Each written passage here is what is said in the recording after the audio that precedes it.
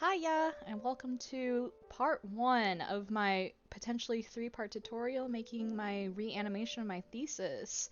So, the first step in this tutorial is to create the first carbon nanotube instance using geometry nodes.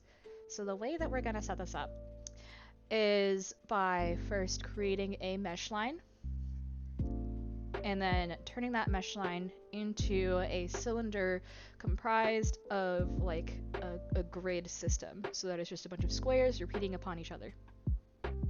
And then we're going to shift those squares into hexagonal shapes so that they become basically carbon nanotubes.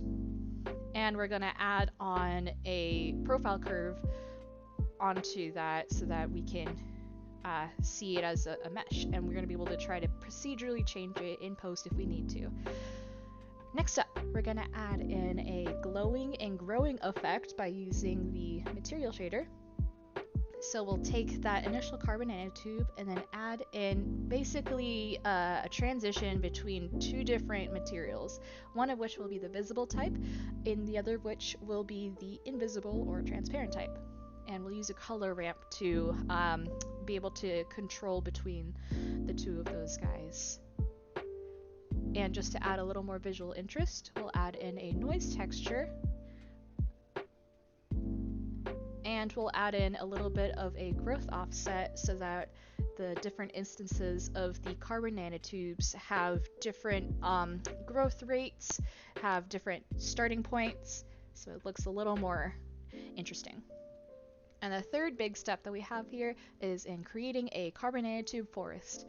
So basically, we're going to take our initial instance that we created in step one and just populate a plane with a bunch of different instances at different points, as shown as such, and we're just going to randomly populate it there. So, chapter one, making a carbon nanotube. Let's start off with the basic scene, and I'm going to keep the default cube because I always feel bad when I delete it, and that's on anthropomorphism, baby. That's on anthropomorphizing things that shouldn't be anthropomorphized. So I'm going to add in a curve line, and you can see in the very center there's just a very basic line just hanging out, not really doing anything interesting.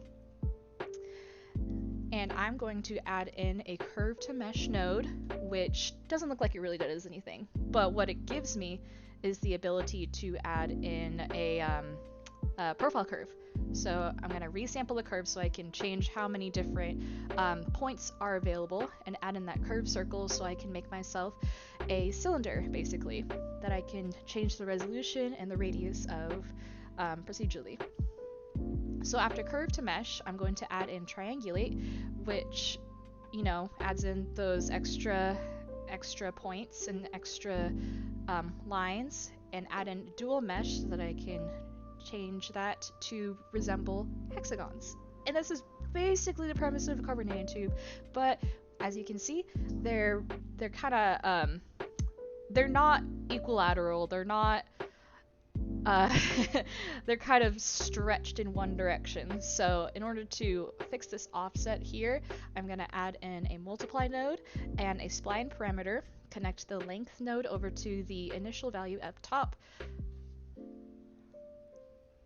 add in a set curve tilt between the line node and the resample curve, and then connect to that multiply value over to tilt. And you can see it's shifted a little bit.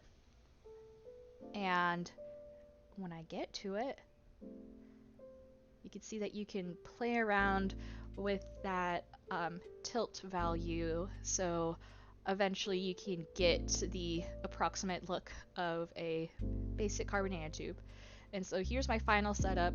That's basically all you have to do. Everything that happened in between now when the cut was just me trying to organize and set up the group output, the group input values so that I could change them in the sidebar off to the right over here. And at the very end of this tutorial, I can certainly put in the final setup, so if you want to emulate this exact setup with the exact values that I've used, you certainly can. And so here we just have a basic kind of 2 2.5D carbon nanotube. There's no depth to the lines there. So what I'm going to do is add it in a curve to mesh and mesh to curve. And I'm going to add in a curved circle and connect that to the profile curve.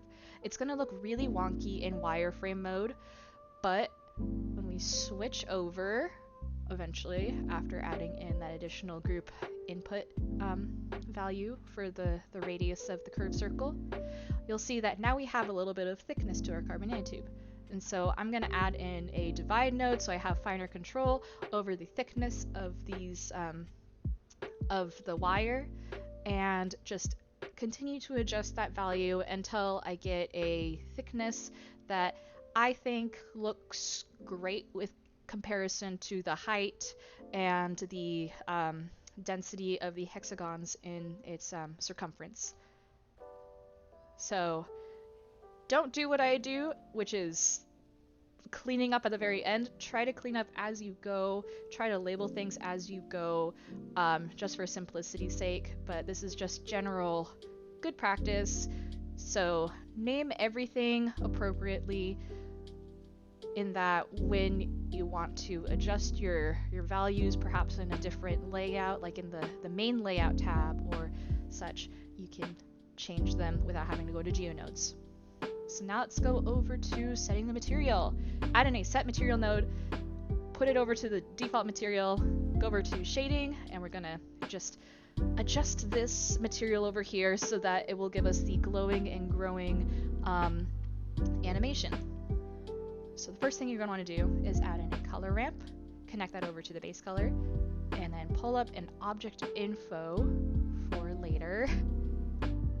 Switch over the white and black values. And if you have Node Wrangler, add that in, but remove the image texture. And if you don't, then look up texture coordinate and mapping and connect UV to vector to factor in color ramp. Add in a gradient texture in between vector and color, and I lied, don't add UV to vector, add object to vector. Oops, I'm kind of doing this as I watch my video over again. Alright, so go over to the mapping and adjust that rotation value in the Y direction, and you'll see that the way in which the white and the black is oriented will shift in alliance with that, and you can adjust the location of the white and black by moving the X location. So zoom in over there, and I see that this is basically what I want. I'm going to connect that color over to the emission so that the white values will actually glow a little bit. I'm going to copy and paste that color ramp, and then shift over those values a little bit so that the black is closer to the left and the white is closer to the right. For the initial color ramp, I'm going to add in factor over there. I'm sorry, I'm kind of like rewatching this tutorial and realizing that I messed up a couple of things, so don't do what I initially did. Do what my final setup is, which I will put at the very end as well if you want to just skip over to whatever timestamp that is. So add in that second color gradient, connect it to a mixed shader factor, connect your principal BSDF to the bottom shader and your transparent BSDF to the top shader. And as you zoom in, you'll see that we are able to adjust how our material appears, and we can add in a different color to that initial color ramp so that it looks a little more visually interesting. It's not just a white to black. You can give it more of like a color transition, make it look more visually appealing. But it still looks a little boring to me. I'm still kind of about how it'll grow. Oh, and additionally, you should switch over to cycles so that you can get the full effect of the transparency. I'm going to add in an environment texture just so I can have a more interesting lighting setup instead of just one point light or just a very gray background. I'm going to make that transparent so I don't actually see the studio background. You know, this is interesting. This is closer to what I want, but I don't want it to just kind of reveal itself in a very linear way. I want to add a noise texture. So to do that, add in a mix node, mix RGB specifically, and I'm going to add in a noise texture, connect the object node to color 1, put in a noise texture between the second object and color 2, and reconnect that over to the vector in the mapping node. And just adjust the values in the noise texture so that you get whatever visual effect you want there. Personally, I like to decrease the scale a lot. And you can mess around with the detail, roughness, distortion to get a different look in how the carbon nanotube will appear over time. I'm just shifting around the different colors, adding a few others so that it looks a little more complex, it's less simple. And so here's basically our full effect. You just move over the X location up and down and you can move how it reveals itself over time. And I'm cranking up that emission strength because I want this to get like a glow effect when we eventually get to the compositing section. So cool. We have a carbon nanotube that will reveal itself over time when we control it using the X axes in the mapping node. And I'm doing this just to give a little more interesting look to the basic material of the revealed carbon nanotube. Obviously, this is very stylized. I imagine carbon nanotubes to be like metallic and gray, but I wanted it to have a little bit of color, and adding that pink undertone in addition to the glowing pink kind of makes it a little more appealing to me personally, but that's my own aesthetic decision. Do whatever you want to do. And make sure to name your materials. Name everything as you go. Chapter 3, here we go. Making a carbon nanotube forest. Alright, let's shift our instance over to the side so that we can set up our scene. Put in a plane, scale that up quite a bit, and go over to edit mode and just, you know, loop cut slide so that you can insert a lot of different faces for geometry nodes to work with. Sick. Let's go over to geometry nodes and add in a new geometry node. Do not take a shot every time I say node or anything along those lines in this video. Add in distribute points on faces and an instance on points, and we're going to drag down our initial cube, which really should be named like carbon nanotube so that we can refer to that later in a more organized manner. Connect the geometry over to instance, and oh my goodness, that's a lot of carbon nanotubes all just clumped into one area. We're going to shift the scale a little bit so that it's not quite as much of a mess. And you don't have to do this, but it's easier for me to finally control the size of this by adding a divide node. So just adjust the size of these instances as you wish. I'm gonna just quickly set up the scene for our camera so when we finally get to animating things, we know where everything's gonna look like, what everything's gonna look like, what the basic composition of this animation is gonna be. So I chose to focus on that first upfront carbon nanotube instance and build the animation around that particular instance. So let's add in a join geometry node so we can add in our plane and see it and have it be in combination with our instances as well. I'm going to add in a set material so I can set the material for the plane, which I also imagine to be like pretty metallic looking. In my experience in growing carbon nanotubes, it looked pretty like the substrate that I grew it on was pretty iridescent and shiny, but I'm not going to recreate that iridescence here just for simplicity's sake. I'm gonna give it a very similar warm tone to match the carbon nanotube instances, and just crank up that metallic node as well, so it allows the light to shine off the back and meshes well with our carbon nanotube instances as well. So just make it metallic and glossy and just kind of roughly match the color scheme of our carbon nanotubes.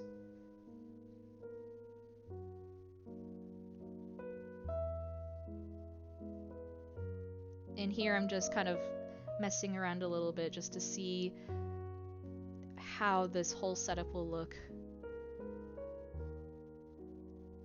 when it's animated.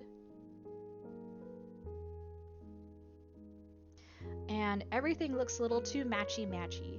I don't like how all of the instances are growing at the same rate, have the same pattern. So what I'm going to do is add in a separate XYZ and a combined XYZ node. I'm going to add in a map range node. And I'm going to add in a math node. So connect that X value to that map range, connect it over to the X and combine XYZ, add in the object info, random to the map range value, and then connect that combined XYZ over to our mapping node in location. And when it loads, when it compiles, you'll see that there's a difference in height growth for our carbon nanotubes. They still have basically the same shape at the very end, at the very boundary between the visible and invisible. So we're going to add random over to that W in our noise texture. Make sure it's selected to 4D so that you get that W option. And we're going to see how this looks when you adjust just the X value over time. And I think that this basically is the effect that I want to have. I'm adjusting the map range a little bit just to see if I can get a little bit more of a difference in growth between different instances, but I don't want it to be too dramatic. Remember, in real life, these carbon nanotubes are more or less going to grow at a very similar rate, so I don't want it to be too drastic of a difference between each of them. But just for aesthetic purposes, I want to have there be a little bit of a growth offset so that it's not all just matchy-matchy. And do what I don't do earlier in this tutorial, which is organize. Organize, organize, organize. It makes it so much easier to go back in time when you haven't revisited this project in a while to change different characteristics of it. I'm very bad about doing this, but I'm trying to show good practice. Anyways, on to the next point. We're going to add in an empty XYZ, and I'm going to shift this over to that first carbon nanotube instance that is being focused on by the camera. And this is, you absolutely do not have to do this. This is just for a more stylistic effect when animating this, because I want to just focus on this upfront carbon nanotube instance.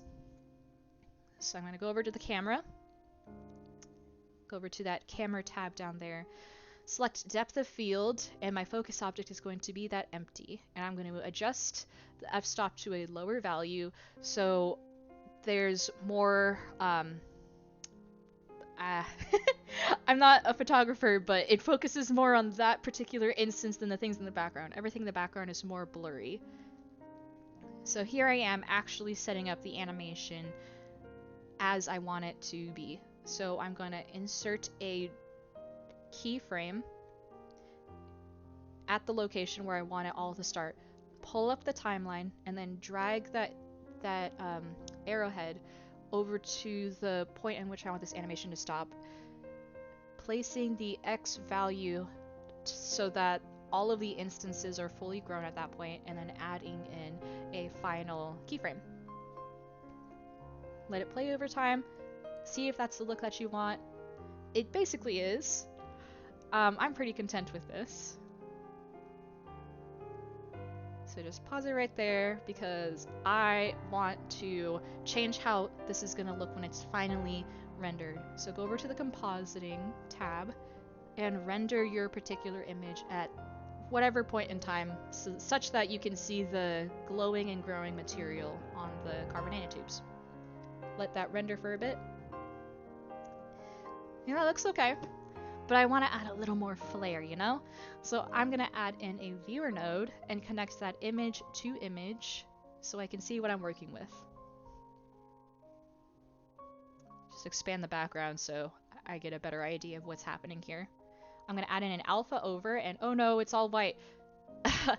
It's because it's on the wrong node. Put it on the bottom, and I'm going to change the background color here so that it's not just a PNG transparent background. I'm just trying to find something that looks alright. Dark brown looks okay. Gray looks okay. That's only if you're too lazy to like actually set up a full background scene. It's whatever you want to do with this. I'm going to add in a glare node and switch that over from streaks over to fog glow because streaks is a little too harsh of a look for me. The fog glow is a little more subtle. I'm going to shift around the mix and threshold values until I get a glow effect that I like. And here's one more tool.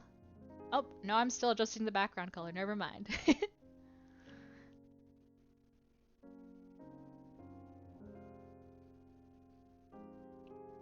And I'm going to add in one final node here, and that is the lens distortion. So don't do what I did here, which is put it before the alpha over. I don't know how to order these things in particular order, but apparently putting it lens distortion before alpha over is not the right move. So I put that after alpha over and before glare, and I adjusted the dispersion value. And the effect is very subtle, but from a video that I was looking at a while ago, it helps to kind of make your camera mimic the effects of a real life camera. So it just adds a tiny little layer of realism there. So that's what I did. And I adjusted my scene a little bit. I added a background plane with a material in and of itself. Readjusted all my values just to make sure that they were precisely what I wanted, but everything that I had before that last montage is the basis of how to create each of the animations that were shown at the beginning. And so here's the result of the pink animation, and there we go. That's the tutorial. I'll show the final setup of the shading and all of the geometry nodes with all of the specific values if you wish. I have a few thanks to give out at the very end, and yeah, that's basically the tutorial. So thanks for watching part 1. Come back if you want to watch the other parts of my recreating my thesis animation journey. Have a good day.